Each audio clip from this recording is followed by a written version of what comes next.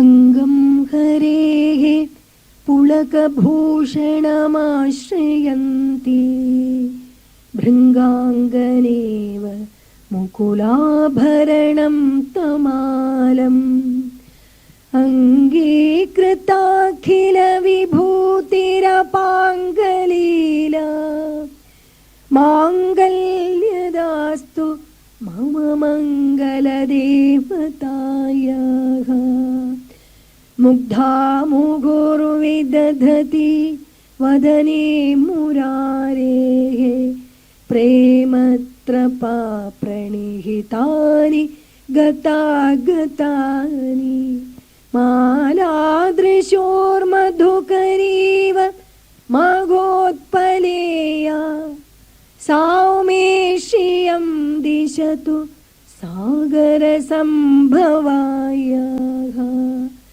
विश्वामरेन्द्रपदविभ्रमदानदक्षम् आनन्दहेतुरधिकं मुरविद्विषोऽपि ईशन्निषेदतु मयि क्षणमीक्षणार्धम् इन्दीवरोदर सहोदरमिन्दिरायाः।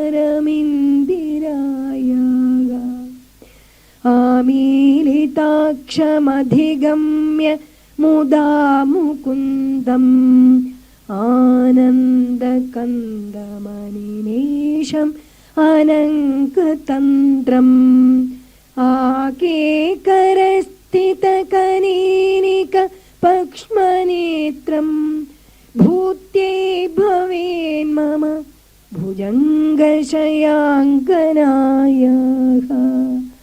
बाह्वन्तरे मधुजितश्रितकौस्तुभेया हारावलेव हरिनीलमयी विभाति कामप्रदा भगवतोऽपि कटाक्षमाला कल्याणमावहतु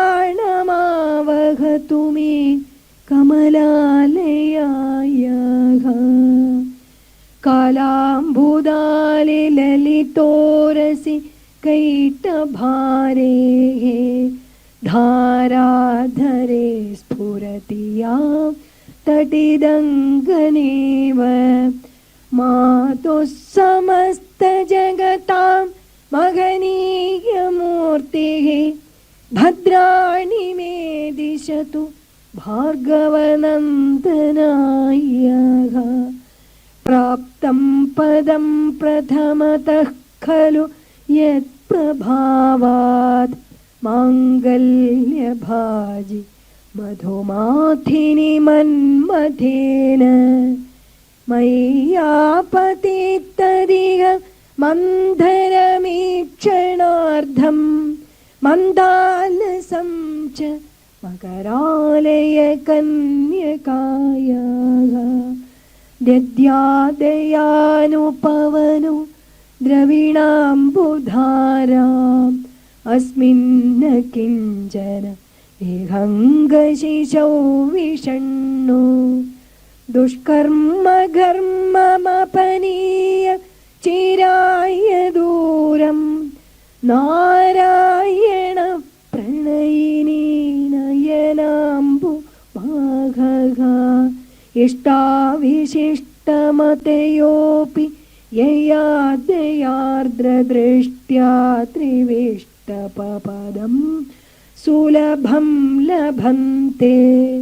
दृष्टिः प्रहृष्ट कमलोदरदीप्तिरिष्टा पुष्टिं कृषिष्ट मम पुष्करविष्टरायः। गीर्देवतेति गरुडध्वजसुन्दरीति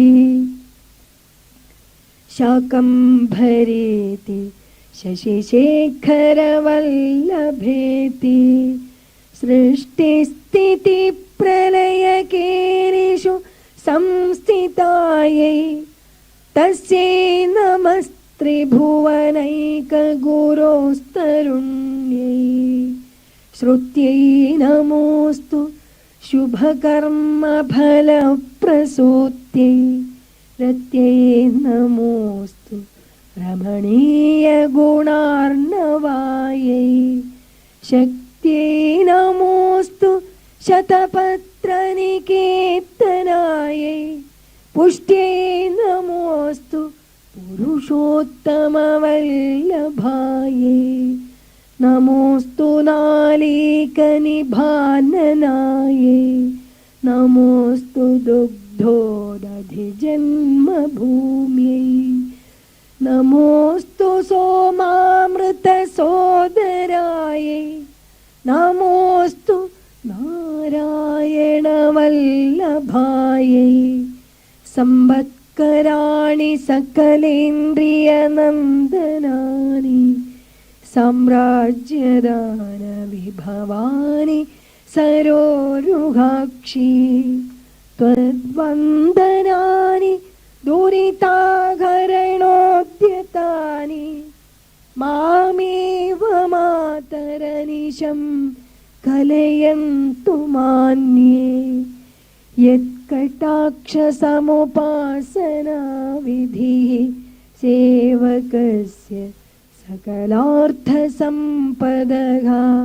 सन्तनोति वचनाङ्गमानसैः त्वां मुरारिहृदयेश्वरीं भज दिग्धस्तिभिः कनककुम्भ मुखावसृष्टसरुवाहिनी विमलचारु जलप्लुताङ्गी प्रातर्नमामि जगतां जननीमशेषलोकाधिनाथ गृहिणीममृताब्धि पुत्री कमले कमलाक्षवल्लभे त्वं करुणापूरतरङ्गितैरपाङ्गैः अवलोकय मामकिञ्चनानां